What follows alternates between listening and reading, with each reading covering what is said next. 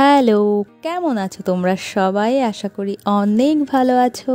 আর আমিও অনেক অনেক অনেক ভালো আছি। আর ভালো থাকার একটাই কারণ আমরা আসাম যাচ্ছি। অবশ্য চলে এসেছি, এখন আমি ভিডিওটা এডিট করছি। তো ভেবেছিলাম যে একদম সকাল থেকে ভিডিওটা শুরু করব, বাট হয়ে ওঠেনি। একদম লাগেজ গোছাতে গোছাতে এবং বাড়ির কাজকর্ম করতে করতে কিন্তু সেই জিনিসগুলো আমার হয়ে ওঠেনি। তাই একবারে ট্রেনে গিয়ে আমি ভিডিও শুরু করলাম।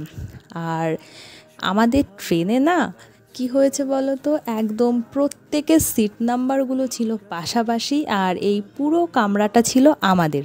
তাহলে বুঝতেই পারছো যে কতটা আনন্দ হয়েছে। আর এখানে কিন্তু আমাদের অনেক ভ্লগার আছে, ছোট্ট ছোট্ট ভ্লগার, একদম পিচ্চি পিচ্চি সব ভ্লগার। তো যাই হোক, ট্রেনে উঠে রাতের খাবার দাবার খেয়ে আমরা যে যার মতন শুয়ে পড়লাম। আর একদম এক্সাইটেড ছিলাম যে কখন গুয়াহাটি স্টেশনে নামবো। তো এই করতে করতে রাত্রেবেলাতে তো আর ঘুম হয় না, রাত্রেবেলা সবাই ওইভাবেই আড্ডাই আর কি মারতে মারতে সকালের জন্য একদম তৈরি ছিলাম যে সকালবেলা কি করব কিভাবে কাটবে। তো এই হলো বাইরের একদম দৃশ্য।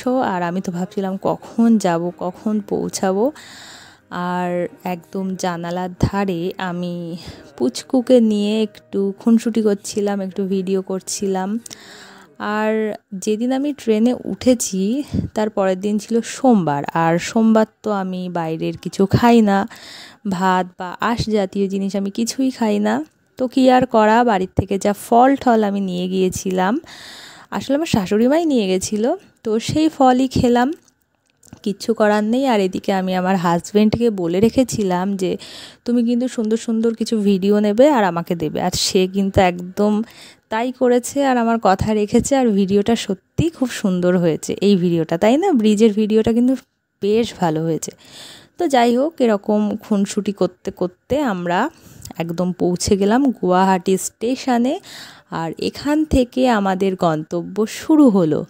আর পরের ভিডিওগুলোতে অবশ্যই দেখাবো আমরা কি মজা করলাম কি না করলাম।